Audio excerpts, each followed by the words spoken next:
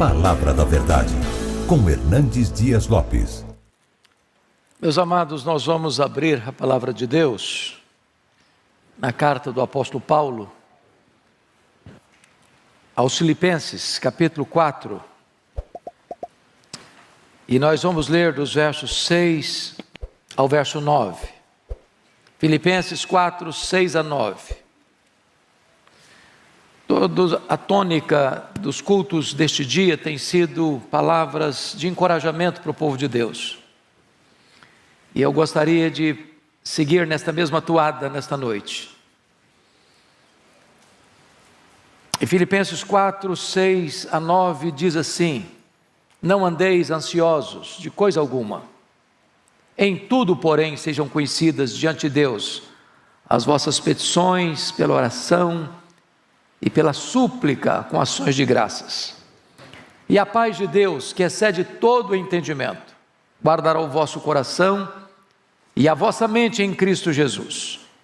Finalmente, irmãos, tudo que é verdadeiro, tudo que é respeitável, tudo que é justo, tudo que é puro, tudo que é amável, tudo que é de boa fama, se alguma virtude há e se algum louvor existe, seja isso que ocupe o vosso pensamento.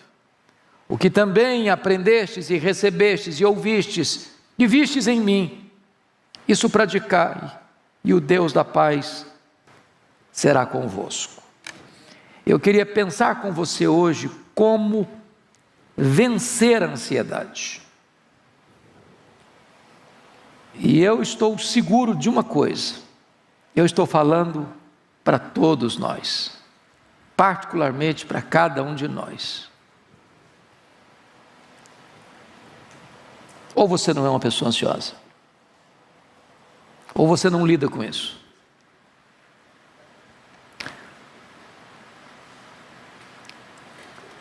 Os estudiosos dizem que 50% das pessoas que passam pelos hospitais, elas enfrentam problemas de ansiedade, ou são vítimas de doenças psicossomáticas.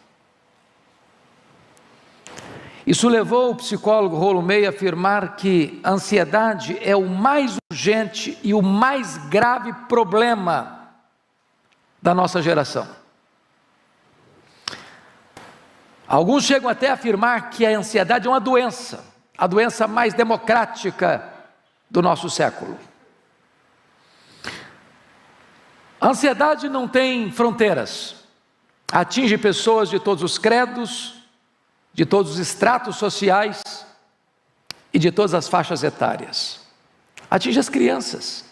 Eu achei muito curioso, estava pregando ontem em São Paulo e batia papo com uma criança muito alegre, muito extrovertida, muito desenvolvida. E aí ela disse assim: pastor, eu ando muito estressada. Eu falei: é mesmo, minha filha? Mas estressada mesmo? Muito estressada. Eu falei: mas o que é que estressa você, filha? Matemática. Ah, mas me estressa. Agora, você já pensou a criança estressada? Os adolescentes brigam com o espelho. Problema da autoafirmação. Hoje tem adolescente brigando, se sabe, querer saber se é homem ou se é mulher, é um negócio confuso. Os pais pressionam, tem que passar no vestibular, tem que ter nota boa no Enem. E a meninada anda exprimida. Os jovens estão preocupados, se casa, se não casa, quando casa, como casa, se tem casa, se vai poder manter a casa. Os casados querem saber se vão conseguir construir um patrimônio, porque afinal de contas, a sociedade cobra, a família cobra. Os que têm filhos precisam saber se consegue pagar a escola para o filho. Os mais velhos, se vai ter condições de pagar o plano de saúde. Se quando ficar velhinho mesmo, se a família vai manter, cuidar, ou se vai botar no asilo. Todas essas coisas vão gerando ansiedade. Quando chegou março de 2020, o ano passado, eu estava na casa de um médico muito querido, e ele mapeou para mim um cenário muito cinzento da pandemia que estava chegando. E eu confesso a vocês que eu andei alguns dias ansioso. Falei, meu Deus, eu tenho problema de respiração às vezes. Falei, se esse troço me pega, eu estou frito. E no comecinho eu andava, fazia caminhada de máscara. Falei, se eu pegar esse troço, eu estou frito. E o coronga me pegou na semana mais crítica da minha vida. Passei um pouco de aperto. Recebi o diagnóstico no domingo, na quinta-feira era o casamento da Mariana. Chorei um pouquinho, o rival me deu umas broncas. Mas superei. Mas quem sabe tantos aqui não enfrentaram esse problema da ansiedade, ou ainda enfrentam. Enfrentam. Como é que você anda nessa questão? Qual o nível de ansiedade está hoje? Hoje, tanto de manhã, às 8, quanto às 11 horas, algumas pessoas chegaram aqui e me falaram, e falaram para o pastor Ival também, olha, hoje eu vim para cá precisando de um milagre. Sabe aquele nó na garganta, aquela dor no estômago? Aquele problema que vocês, ou Deus faz um milagre, ou não vou aguentar mais. Quem sabe você entrou aqui hoje com um problema muito grave para ser resolvido. Você precisa de uma resposta. Você não está dormindo direito. Você está ansioso. Está angustiado. Está com um nó na garganta. Está com medo do amanhã. E esse texto, meus amados irmãos, vai lidar conosco nesta questão. E eu quero tratar de 3 situações aqui. Primeiro, o diagnóstico do problema.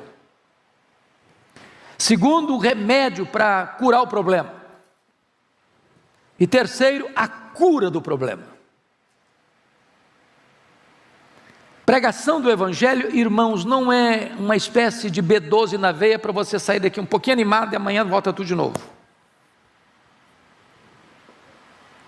O Evangelho tem resposta para nós.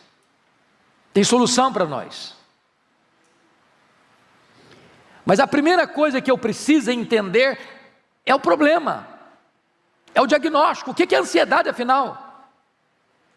Para a gente também não achar que eu estou enfrentando uma situação e isso é ansiedade, quando pode não ser ansiedade.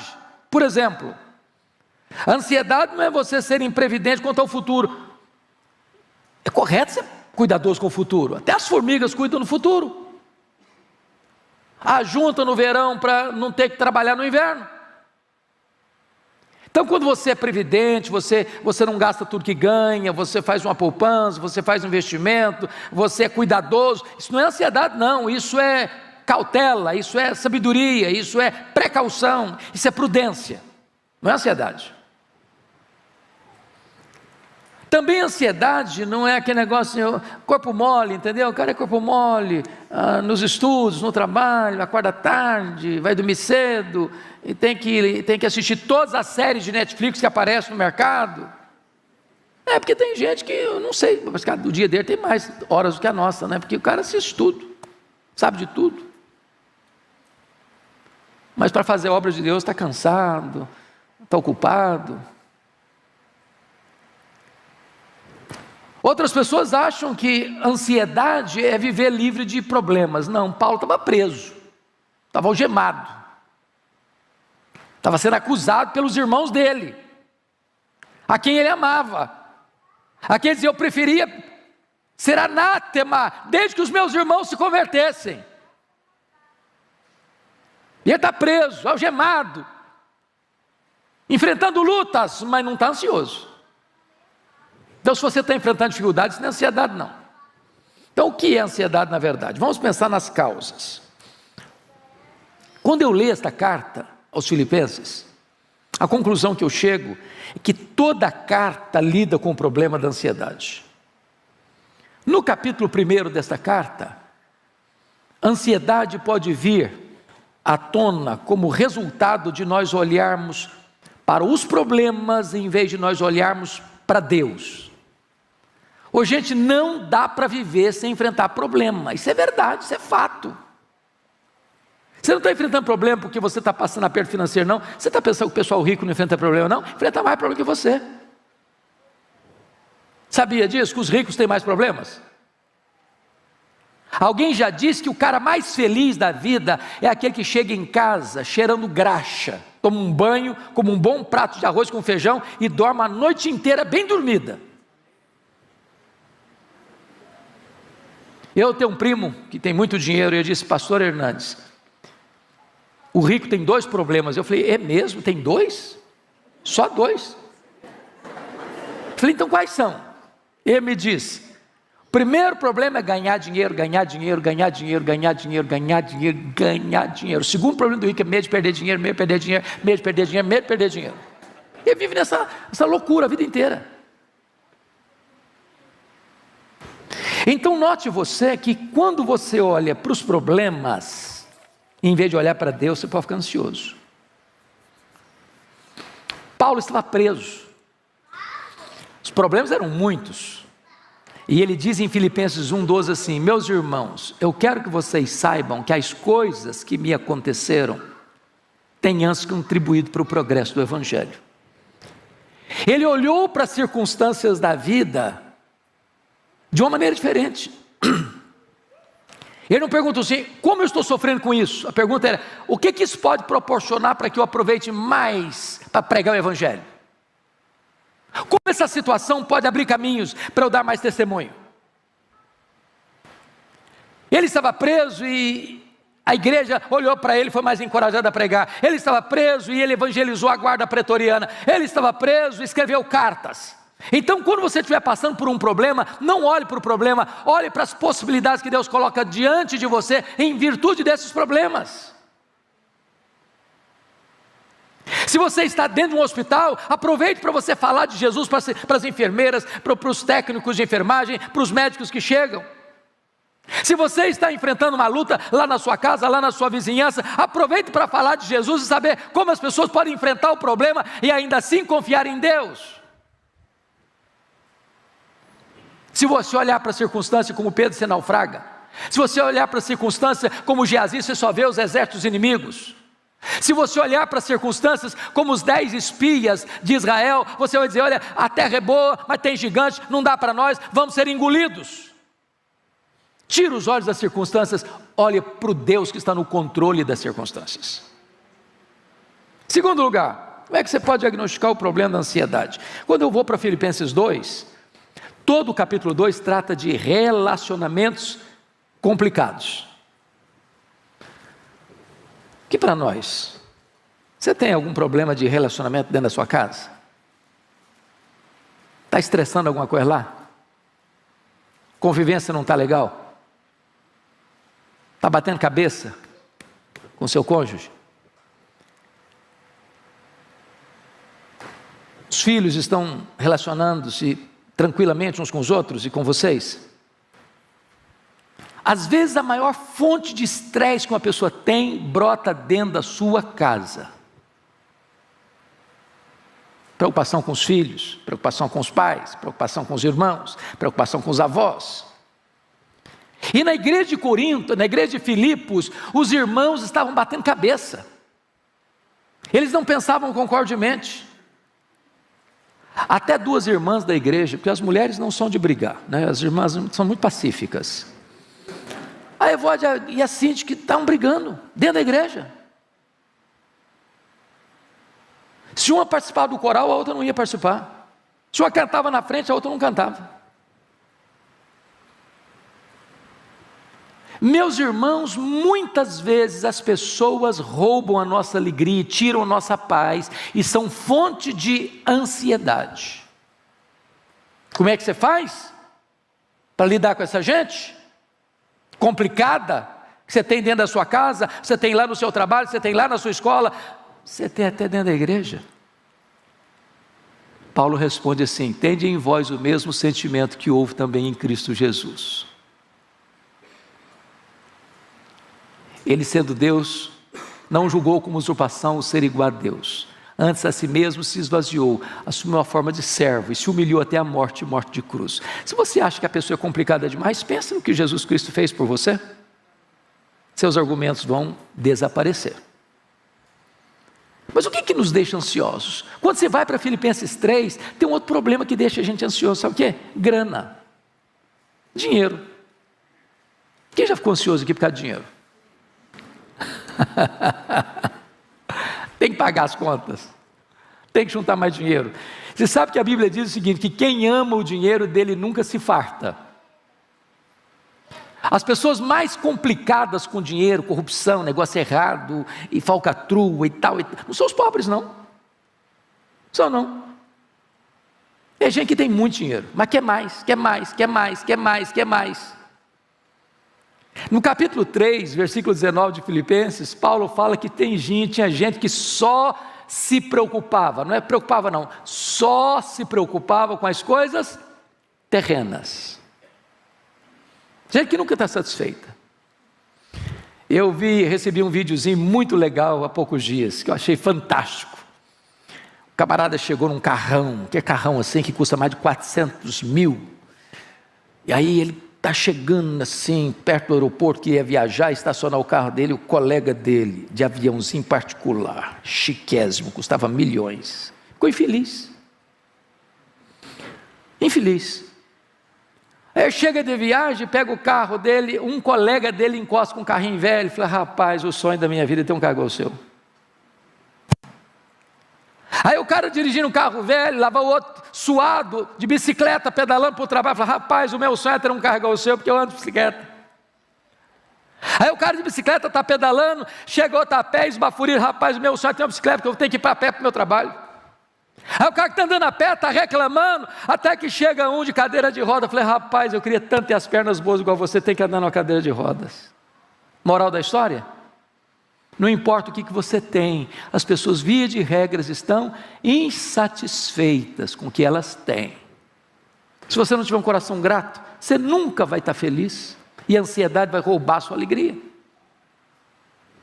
Bom, então vamos lá. Ainda no diagnóstico, na manifestação da ansiedade, tem duas coisas que eu preciso chamar a sua atenção. Porque ela pode vir com relação ao passado como culpa. E no Filipenses 3,13, pensa comigo no Paulo. Quem era Paulo? Antes da conversão dele, ele era um assassino. Mandava matar crente.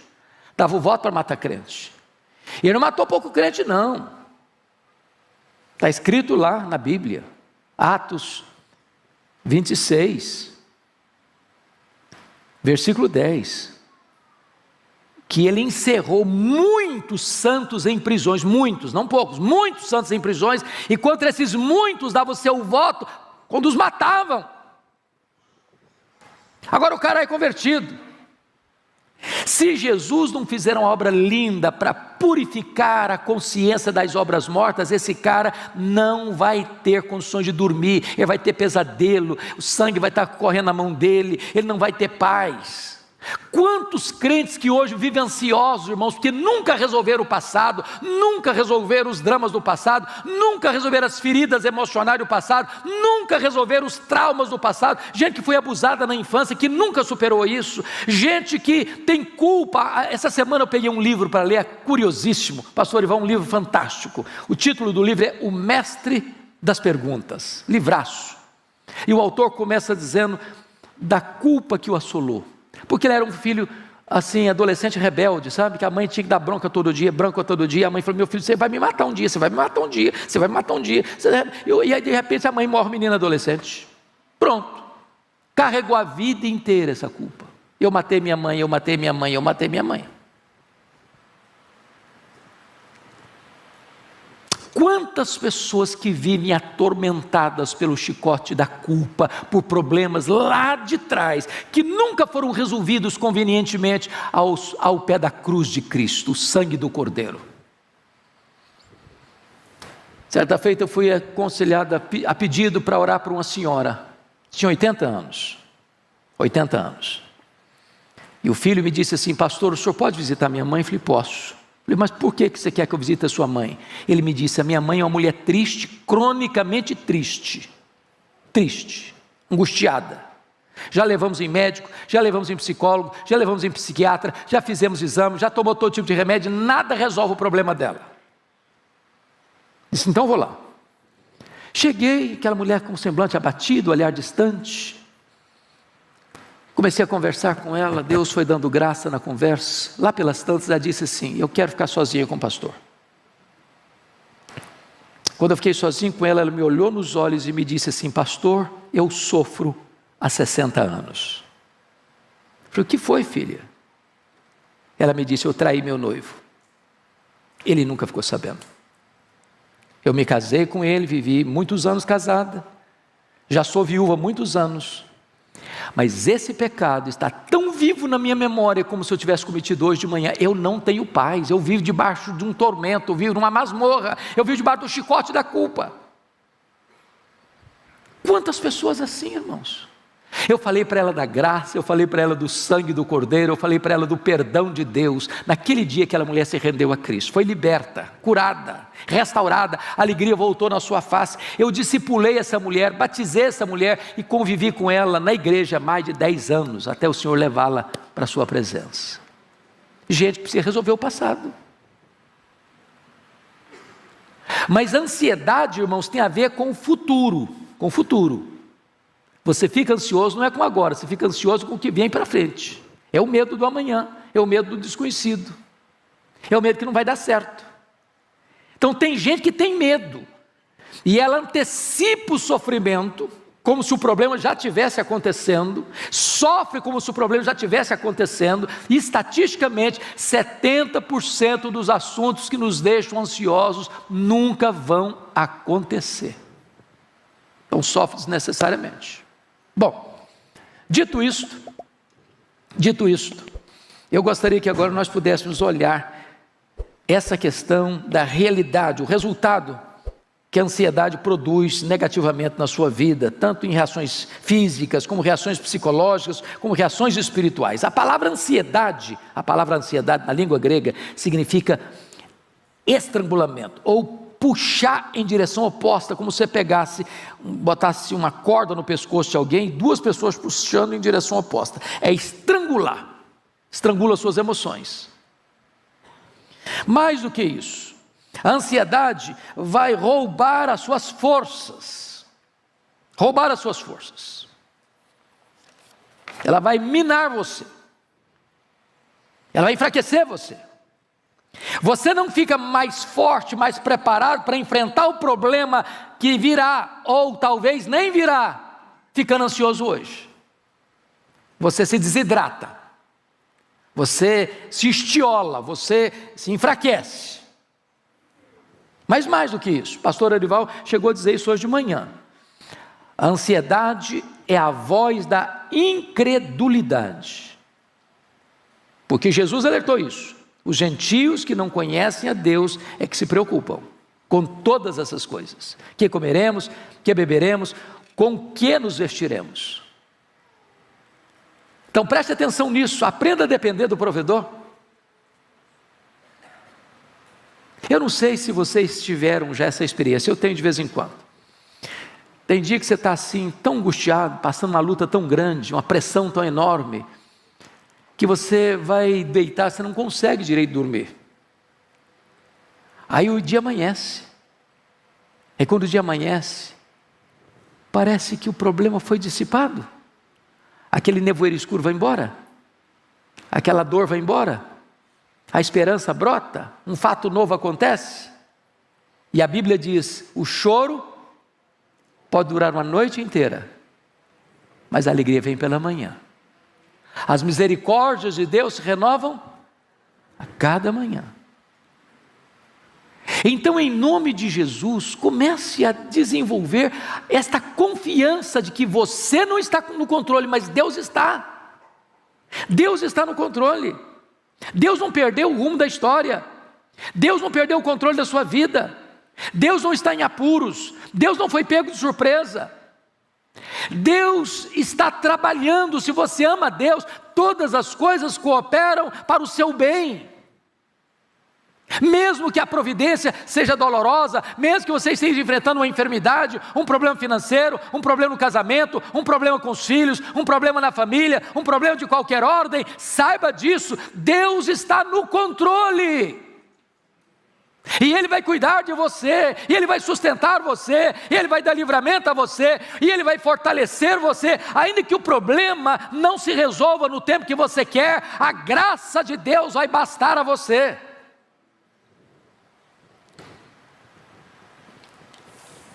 Então, isso me lembra o que George Miller, que foi um dos homens mais destacados de oração que a história conheceu, ele disse o seguinte: o começo da ansiedade é o fim da fé. Não dá para você botar no mesmo bloco ansiedade e fé. Agora, como é que você tem fé? Porque às vezes a pessoa está querendo desenvolver uma vida espiritual mais robusta, mas ele só entulha a mente dele, o coração dele com coisa ruim. Ele passa de um canal para o outro, na televisão, no zap, e passa o dia inteiro assistindo só coisa ruim. Agora, você quer fé? Comece a ler a Bíblia. Comece a conhecer as promessas de Deus. Comece a alimentar a sua mente com coisa boa, para que você possa encontrar resposta, solução para o problema da ansiedade. Qual a resposta de Paulo aqui? Não andeis ansiosos de coisa alguma. Isso é ansiedade, isso é o diagnóstico. Vamos então para a questão do remédio que ele vai usar. Ele diz: não andeis ansiosos de coisa alguma, em tudo, porém, sejam conhecidos diante de Deus as vossas petições, pela oração e pela súplica, com ações de graça. Eu chamo a sua atenção para um ponto muito importante aqui. Muito importante aqui. Quando Paulo diz: em tudo, porém, sejam conhecidas diante de Deus as vossas petições, pela oração e pela súplica, com ações de graças, parece que ele está falando de 4 coisas, mas não está. Ele está falando de 3 coisas. A palavra oração aí é a mesma palavra para adoração. Então Paulo está falando de adoração, de petição e de ações de graças. Eu não sei se você já fez uma distinção clara na sua mente entre o que é adorar a Deus e o que é agradecer a Deus. A gente confunde isso. Você adora a Deus por quem Deus é, e você dá graças a Deus por aquilo que Deus faz. E você suplica a Deus porque Ele é seu Pai. Então quando você lida, como é que você lida com ansiedade? Você lida com ansiedade quando você começa a adorar a Deus. E para você adorar a Deus, você precisa saber quem Deus é. E você precisa entender que esse Deus é autoexistente, que Ele é infinito, que Ele é imenso, que Ele é eterno, que Ele é imutável, que Ele é onipotente, que Ele é onipresente, que Ele é onisciente, que Ele é transcendente, que Ele é soberano, que Ele está no controle do universo, Ele está no controle da igreja, Ele está no controle da sua família e da sua vida. No momento que você compreende isso, já começa a acalmar o seu coração. Quando você começa a entender a majestade de Deus, quão grande Ele é, quão magnífico Ele é, quão poderoso Ele é, quão extraordinário Ele é, como Ele está sentado no trono, como Ele é glorioso em suas obras, como Ele é perfeito em seus atributos, é aquele Deus soberano que mede as águas na concha da sua mão, que pesa o pó das montanhas em balança de precisão, que mede os céus a palmos, que espalha as estrelas no firmamento, e por ser forte em força e grande em poder, quando as chama pelo nome, nenhuma só delas vem a faltar. Quando Ele olha para as grandes nações da terra e considera todas elas como um pingo que cai num balde, como um pó numa balança de precisão, o seu coração começa a se acalmar. Quão grande é o seu Deus, quão magnífico Ele é. Paulo disse: se você adorar a Deus, você vai vencer a ansiedade. Mas você vai dar graças. Ô gente, via de regra, a nossa memória é curta para lembrar o que Deus tem feito. A gente é grato, só um pouquinho assim, ó. O que você tem para agradecer a Deus? Você está vivo. Gente melhor que você já se foi. Se você veio para cá, você tem pernas para andar. Quanto vale as suas pernas? Se você está enxergando, você tem visão, quanto vale os seus olhos? Se você está ouvindo, você tem ouvidos, quanto vale a sua audição? Quanto vale a sua vida? Quanto vale a sua liberdade? Quanto vale a sua família? Quanto vale os seus amigos? Quanto vale a sua igreja? Quanto vale a sua salvação? Pare de olhar a vida com óculos escuros, para de reclamar, para de murmurar, para de olhar para a vida só com pessimismo, com negatividade. Para de reclamar do que você é, do que você tem, da família que você tem, da casa que você mora, do apartamento que você mora, do carro que você anda, do emprego que você tem, do cônjuge que você tem, dos pais que você tem, dos filhos que você tem, dos vizinhos que você tem. Passa a dar graças a Deus. Tem tanta coisa boa acontecendo. Paulo está dizendo o seguinte: quando você tem um coração grato, não tem espaço nesse coração para ansiedade. Mas terceiro, Paulo diz: você cura a ansiedade quando você apresenta a Deus as suas súplicas. Gente, nós não falamos com ídolo, nós não falamos com um Deus distante do deísmo, nós não falamos para o ídolo morto do misticismo sincrético. Nós falamos com aquele Deus que você pode chamar de Abba Pai,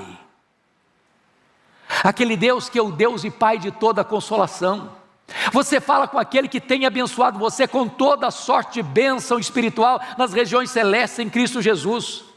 Você fala com aquele Pai que amou você desde a fundação do mundo e enviou Jesus por amor a você, para morrer pelos seus pecados, para dar a você a vida eterna. Você está pedindo àquele Pai que adotou você na família dele. Então não tem problema, não tem causa, não tem luta, não tem sofrimento, não tem situação que você não possa apresentar a eles: papai, eu preciso de ajuda, papai, eu preciso de socorro, papai, me ajude, estenda a tua mão para mim, venha ao meu encontro, me console, me carregue no colo, eu preciso de colo nessa noite. Ele escuta você, Ele atende você, Ele se importa com você. Pois bem, amados, Paulo vai dizer que você vai enfrentar a ansiedade vitoriosamente. Mais uma coisa, diz aí no versículo 8, é quando você põe na sua cabeça pensamentos positivos. Quando eu digo positivo, não é pensamento positivo do ponto de vista humanista, não, é botar coisa boa na sua cabeça. E ele diz aqui no versículo 8 assim: finalmente, tudo que é verdadeiro, respeitável, justo, puro, amável, de boa fama, seja isso que ocupe o vosso pensamento. Então preste atenção nisso. Tudo que você joga para dentro da janela da sua alma fica arquivado na sua mente. Quem fica assistindo pornografia, sabe o que vem na mente? Pornografia. Quem fica assistindo lutas de sangue, e você quase que vibra porque o cara arrebenta a cara do outro, o que vem na sua mente? Violência. Quem ainda tem o desplante de assistir novelas, que o negócio é um nó e uma vela, o negócio é nó e vela, vai vir o que na mente? Traição, maluquice. Quem fica assistindo todas as séries de Netflix apenas e os filmes de Hollywood que só tem misticismo, violência e bandidagem e promiscuidade, o que vem na mente?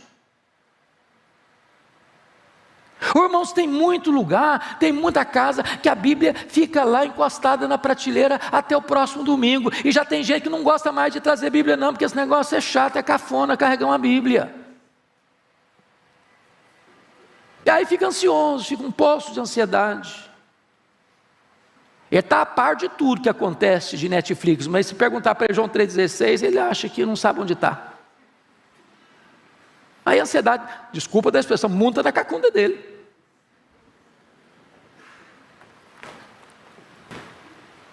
Como é que você resolve isso? Paulo vai um pouquinho além e diz o seguinte, versículo 9: olha, meus irmãos, tudo que vocês, olha aí comigo, Filipenses 4:9, olha aí, ele diz assim: e o que aprendesse, e recebesse, e ouvisse e visse em mim, isso praticai.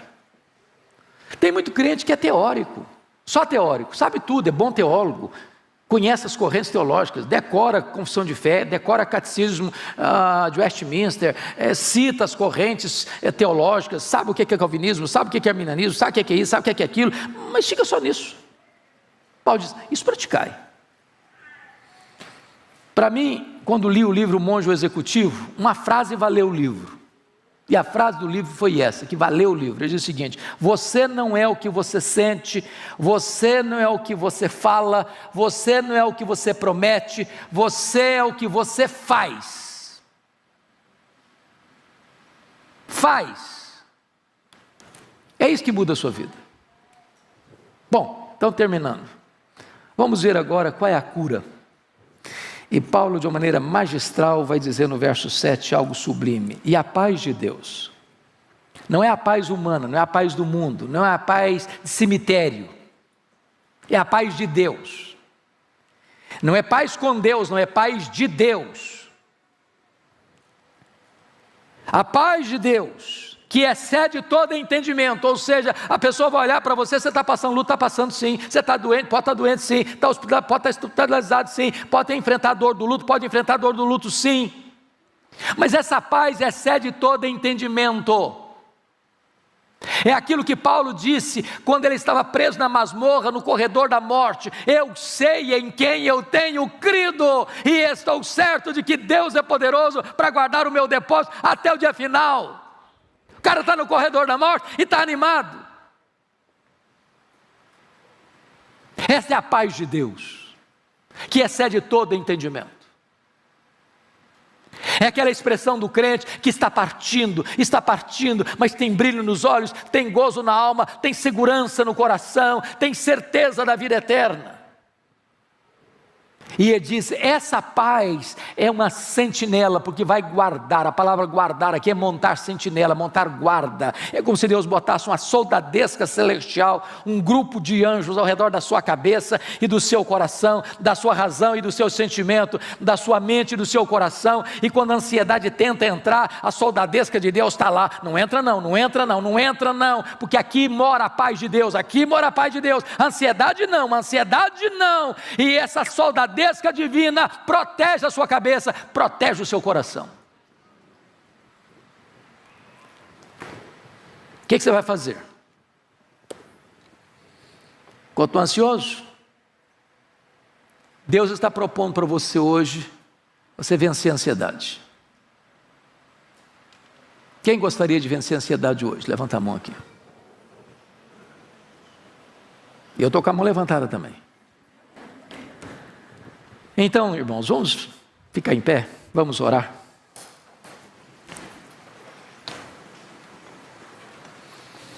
Vamos pedir a Deus graça. Agora, é preciso tomar uma atitude. O que você vai fazer para mudar esse cenário? Deixa eu fazer um diagnóstico simples aqui.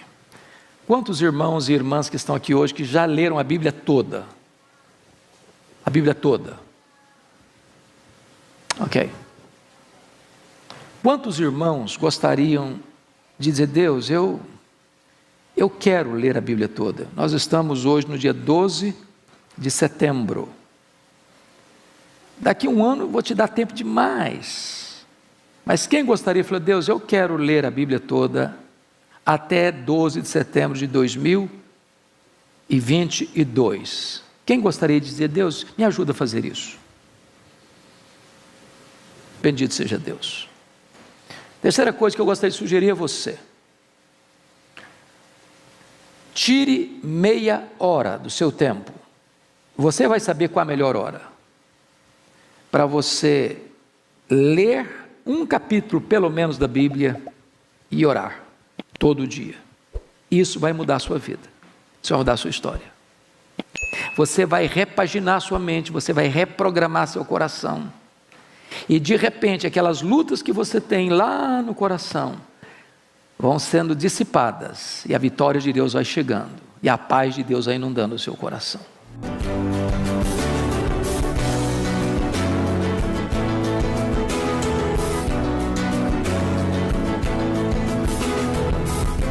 Palavra da Verdade, com Hernandes Dias Lopes.